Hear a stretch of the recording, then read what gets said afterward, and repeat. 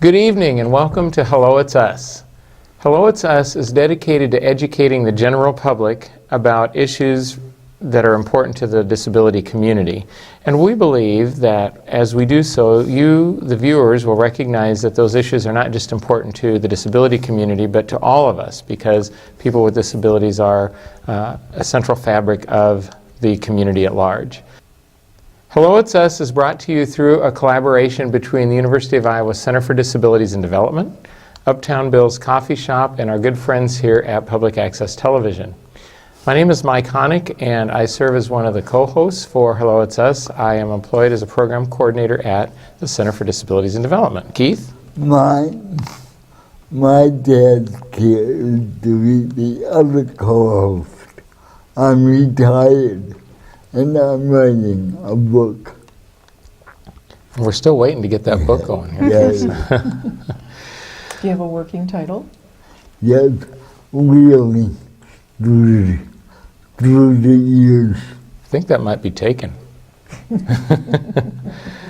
Well, excellent. Well, we are really happy to be featuring, this is the first in a multi-part series on an organization that is connected with the University of Iowa College of Education, and we'll get into that connection shortly. It's called ICATER. We have two guests for our first part of the series. To my immediate right is Patti Bahr, Director of ICATER, and next to her is Amanda Lewis, who is a graduate assistant working with ICATER and wears a number of hats, which she will share shortly. So welcome, both of you. Thanks. It's great to be here. Welcome. Thank you. I'd like to just begin by asking you to tell our viewers a little bit about yourselves and in terms of your interest in assistive technology and your connection to the disability community. And we'll go ahead and start with Patti. Well, thanks, Mike, and Keith. Thanks for having us here. I'm the director of ICATER, which is the Iowa Center for Assistive Technology, Education, and Research. We're housed in the College of Education. I've been working with assistive technology and with people with disabilities for, about 28 years now. 2 at the College of Education and 24 in Minnesota, and before that I was over at CDD at the hospital. Sometimes things come full circle, don't they? Yeah. So it's been great to work with people with disabilities and show them assistive technology, which is technology that can help people with disabilities be more functional in their life, in their work, in their school. Amanda, could you pick up from there and tell us a little bit yourself? Certainly. So I'm Amanda Lewis. I'm a graduate assistant at ICATER. I'm coming up on 2 years now at ICATER. I'm also a doctoral student in the school psychology program at the College of Education. My journey of relationship with assistive technology is kind of a fun one. I was identified as a twice exceptional student with learning disabilities when I was about 8 years old, and when I was about 15, I decided that I'd like to do something to help people with disabilities. Before I came here, I got my undergraduate at the University of Texas at Dallas, and then I taught for a year at a school for students with learning disabilities doing reading intervention, where I really saw the need for not just intervention strategies, but accommodations and tools to help students who were not able to access print materials in the ways their typical peers were. So when I got to the University of Iowa, ICATER was really just a match made in heaven. As soon as the position opened up, I applied, and it's been fun ever since. It's been great to have you there. Well, it sounds like a great fit. I mean, both from a personal and professional perspective. Why was, maybe you can give us a little bit of background in terms of how and why and when ICATER was established. I'll take that one. All right. I had to actually do a little research on that one because Amanda and I have only been at ICATER for a couple of years. So we talked to John Akrazolog. He's our Chief Technology Officer at the College of Education, and he was around when ICATER started. So there were some students with disabilities that needed to use some assistive technology, And the assistive technology that they had some access to was located in a closet in Burge Hall. Oh, great. And in order for them to use it, they had to have somebody from IT come and open the door, and then IT had to stay there with them the whole time they were using it.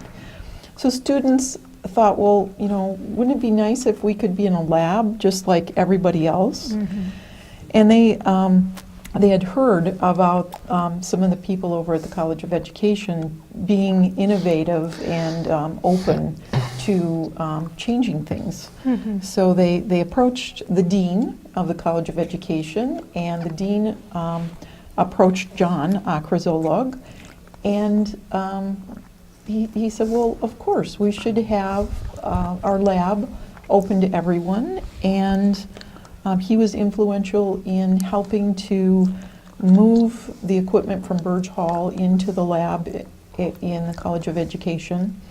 He was able to get a grant, actually, to move that equipment and get it fixed.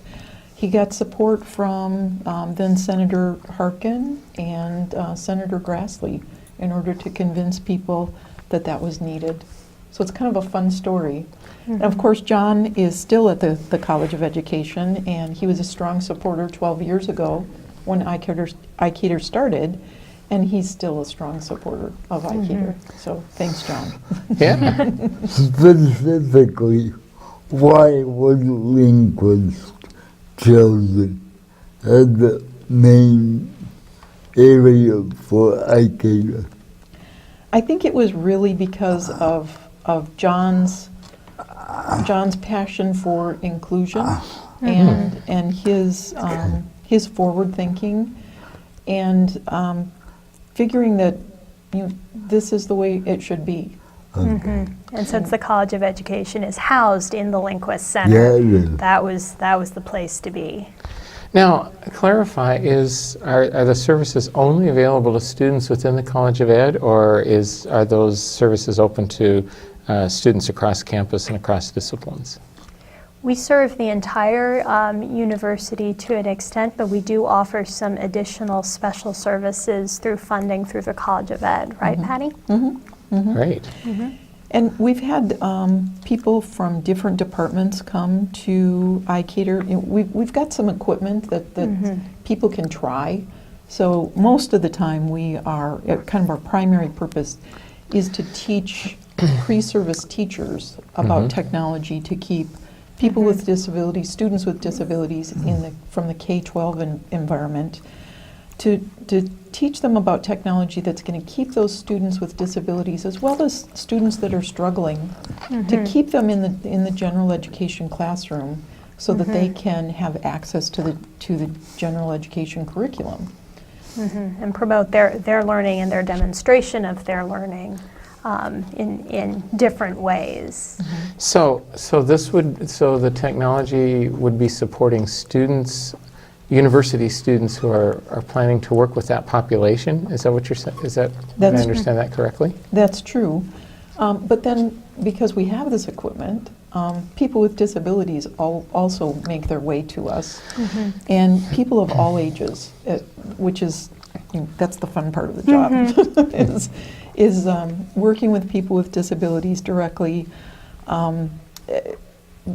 What's great is to be able to show people equipment that we think might help them, and then to see them really just realize that it's going to help them with their schoolwork, with their job, with their independence. Yeah. And that's just a really great feeling. Yeah, to see them get excited about the tools and excited about what that means for their opportunities in their lives. Patti, I think you ended the question I had, but is anyone from the general public welcome there? Absolutely. If they need Absolutely. We do have to charge a small fee for people that are not within the university, but we work with people from all over the university, as well as next week we've got a family coming in with two students with disabilities, and we're going to work with them. So just All are welcome. We get referrals from the clinics and others in the community, schools that are aware of what we do, and we love to see members of the community.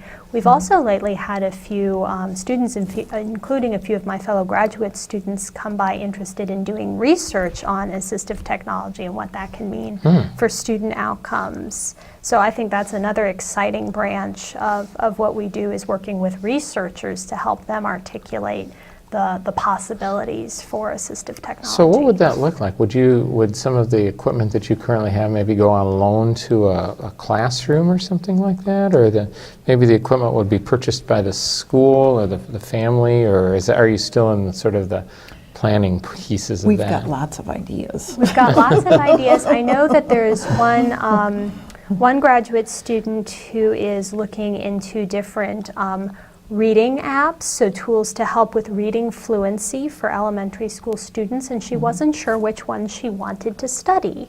And so she borrowed one of our iPads so she could look at these different tools and select the ones that she wanted to invest in for her study. I'm currently working on a study looking at speech-to-text software, so dictation software for students with writing disabilities. And Patti has been kind enough to allow me to use our one of our laptops that has speech-to-text software for data collection for that study. So we're very open to partnering for research. And then Beside people in the field, how do you manage to get the word out there to the general public? well, we're hoping that this is going to just do the job. That's right. We're gonna Come on down. YouTube stars, and you said web page stars, and Yes. We partner with people throughout the state. We're going to be working with a couple of the organizations that are parent organizations and organizations that serve people with disabilities, to let them know that we're available. We'll go to their conferences, we'll do presentations, we'll have booths at their conferences.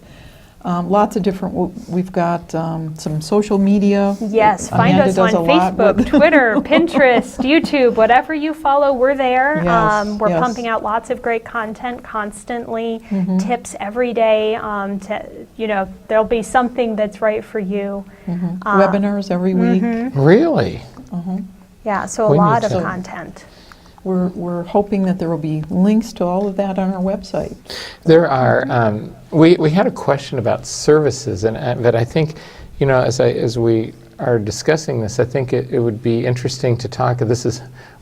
For those of you in the audience, we do prepare some questions, but once in a while I like to put our guests on the spot. But they're Some curveballs. I like it. they're obviously well prepared, so I think we're good with this. But there are a number of programs around the state that do, in one way or another, promote assistive technology. So there's IPAT, the program for assistive technology, which is many of their services have now transferred to Easter Seals, and then the Disability Resource Library at the Center for Disabilities and Development now has an equipment loan program, and Easter Seals, even before IPAT came along, was doing some work in assistive technology. So how are you branding yourselves as are you kind of carving out a unique niche? Do you partner with some of those other assistive technology organizations? I mean, there can never be too much AT and too much promotion of AT. So I'm just curious how that's working with some of the other groups. Well, we're certainly partnering with different organizations around the state. One of the things we're doing is working with the State Department of Education on a grant where we're looking at how assistive technology can be part of specially designed instruction. We've got, we're working with 3 usability sites right now, and we're going to try to use the quality indicators to determine how schools are changing the way they're providing assistive technology. So I guess I would say, of the people that you mentioned there, we've certainly partnered with them, and I guess our niche would be education. Okay, And sure. That intersection there. Preschool through college. We partner with Student Disability Services. We're partnering with some of the AEAs. We're doing a conference with Mississippi Bend AEA in December, with Grant Wood AEA in April, and we're talking with a parent resource organization to do something in May. So we're just continuing to plug away with trying to get the word out about assistive technology, about universal design for learning, about ways that we can make our world more accessible so that we need less assistive technology, really. I mean, wouldn't it be great if everything was accessible and we didn't need to specially design things for individuals? We're not there yet, but we get a little closer all the time. This question is going to take a leap. What technical advances do either one of you see down the road? One of the things I've really noticed that's happening right now in assistive technology is we're really moving towards kind of the cloud-based tool and the account-based tool, that an individual's assistive technology isn't bound as much to a single device as it once was. In our information age where, everyone seems to have a smartphone and a computer, multiple devices, it doesn't make sense for that assistive technology to be so bound to the single device. People need to have access to their tools wherever they are. I also think that this addresses, for us in our unique mission working with the overlap of AT with education, it allows us to address some very important issues regarding kind of the ethics of provision of tools. If a student has a tool at school and that's really important for them to do their work at school, and then they go home and they're trying to do their homework, they need to be able to use their tool to do their homework. And with these cloud-based tools, now they can do that more easily than ever before. That's great. I think that's, and it'll be really, I think that's just going to create, and not only just going home and doing work, but for students, I know that I had a very good friend whose son oftentimes was too ill to go to school and could use some sort of a tele-instruction. I don't know if that's even an exact term, but... we have a telepresence robot that would have been perfect for your friend. So the robot goes to school, and the robot is controlled remotely by the student that's homebound. We're actually asking for another robot because we have some students that are going out on leave for medical reasons or maternity reasons, and they want to use the robot right there in the College of Education. It's a pretty fun tool. Everyone loves the double robot. I'll bet so. Yeah, but it really allows students to engage in their learning environment even if they can't physically be present, in a way that even like many of you and our viewers might be familiar with, Skyping or Zooming, where your presence is on a laptop screen or a computer screen. This takes it to a whole nother level with a robot that moves around the room, that can adjust its level so it can see, that can show things on its screen and really allow the student to engage in their learning environment instead of just being a passive observer of the instruction. We might have to show that in a subsequent... Yes. There we go. Perhaps, yes, we should. And Sujit has talked and experienced that a little bit apparently too. So he's a big fan of double. Is that Double. The double robot. The double robot. Yeah. It's pretty fun. Can some of this information be used in the world of work? Absolutely. And in fact, I think the issue of transition from, the K through 12 education to post-secondary education and then into the workforce is a very important need area. And many of these tools that were important in academic success are also important for work success. For example, I'm actually as a student with learning disabilities, I use speech-to-text software myself to produce written work. And while that's critical to my success as a student, it's also very important for me to be able to use it in work capacities. I often use it to produce reports and guides for ICATER as well. That's good. So these aren't just academic skills that we're teaching students. These aren't just tools that will expire after their academic careers are over. These are tools for a lifetime of productivity and success and access. So a student, let's say a student like yourself needed this, and this is such a good fit for you, Amanda, because I mean it's your field, and you have a learning disability, and you're working there. So a student, another student that didn't have that connection, or maybe they were an undergrad and they needed some of this same accessible technology, would they come to ICATER, or would they come to SDS, or help us understand?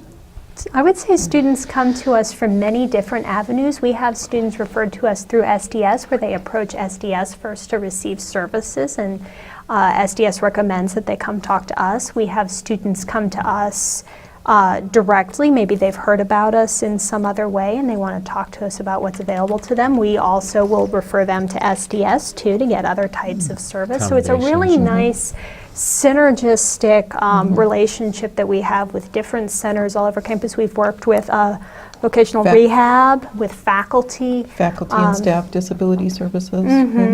And we all work together to kind of create this network of support for anyone with disabilities that's interested. How does the school system in the area, other than college, how have they reacted to ICATER? The K through 12? Yes, yes. You know, we've been involved with this usability study, and we started out, and this wasn't just our doing, this is in collaboration with people from the Department of Education Big project. and people from the AEAs and coaches, and I mean it's a whole group of us collaborating together. But what I found really fun about that project, when we first started looking at the data of students, the principals were involved, and the general education teachers were involved, and the special education teachers, the media specialists, the IT people. So when they started looking at their data and they realized that some of these tools could be used not just for their special ed students, but that they could use it for some of their struggling students. So maybe there's students that are not reading at grade level right now, and they certainly need to have reading instruction and intensive reading instruction. But in the meantime, how do they access their general education curriculum? Could they have access to some assistive technology so they could have access to the curriculum at the same time that they're learning to read? And I think that's a really critical element is this idea, and it's been something that I think the word needs to get out more to educators, that these are complementary practices, this intervention of reading, for example, teaching students to read, promoting those literacy skills, while at the same time implementing these supportive accommodations, including assistive technology. So I just finished saying in clinic today, we were doing an evaluation of a student. I said, I don't want this student's difficulty with decoding the words. I don't want this decoding difficulty to touch anything else that he's doing. This should not get in the way of any of his other academic subjects, because we should be using assistive technology to promote his access immediately. And that is such a paradigm shift when you think about it. But coming down all the way from pre-K probably through college, where that sometimes professors have been, as I'm guessing maybe Amanda that you've run into, a professor sometimes question, or it's not something that's part of the norm. I just overheard a conversation today saying with a professor saying, well, I'm not going to spend extra time with that student. They've got somebody that can take their notes. And I think, boy, you know, that kind of defeats the whole process of learning. And so I think if you can, you know, it sounds like a really holistic approach that you're advocating, and I think that's just great. So I think that mind shift, I think all of us need to think about different ways that people can get information in, and different ways that people can tell us what they know. And that's the concept of universal design for learning. Yes. So multiple means of getting people hooked, multiple means of showing people different materials, and multiple means of letting someone tell you how smart they are. It's really good to get in the general public because it becomes part of the fabric. Yes. Yes, And I'll give normalize a it. rough example. Curve cuts. Everybody uses them. Not only people in the wheelchair. Absolutely. People in strollers, people Yes, with on bikes, bikes. Yeah. people Ramps. pushing carts, Yes. ramps, yeah. the They're other, great. when I Sure, with went, using a wheelie bag. Yeah. absolutely. You know, I went to vote the other day, and we have the accessible electronic voting machines that were put in place in large part because of the lobby of those of us who are blind. And for many years, I've been the only one at my polling place that's ever used it. But I got there, and there were two people in front of me. And I thought, oh, they said, you're going to have to wait. And I said, no, this is fantastic. And they weren't blind, but they needed assistance. You know, marking an oval was not working for them, so they used the electronic machine. I got really excited. I thought this That's is, great. yeah. That's exactly what we're talking about. And I think that's part of the beautiful thing about the community of people with disabilities, is that welcome to, you know, use things that, you know, maybe were initially implemented for people like me or people like you, but there's other groups that can Yes. benefit, and by all means, Yes. you know, welcome. You know, you weren't annoyed that someone else was using your machine. You were glad that I was. your machine. You were glad that someone else could benefit from this tool that had benefited you. And I never got annoyed at someone using a curve cut. That didn't Better not. Yeah. Well, this has gone incredibly quickly, as I thought it would. As I mentioned, this is the first in a multi-part series on ICATER. We're going to be featuring in our next segment the major renovation that went on at ICATER, and actually do some demonstration of that. So we're very excited about that and hope you'll stay tuned for it. In the meantime, I'd like to thank our guests, Patti and Amanda, for taking the time to come visit with us today about a great program on campus. You know how to find them on Facebook, Twitter. You have a website, I assume, through the College Yeah, of Ed? We do. Yeah. So, and thank you all, viewers, for tuning in. Keith? Have a good week out there. Thank you for tuning in. Bye now. All right. Thanks for having us. Thanks so much. Thank you.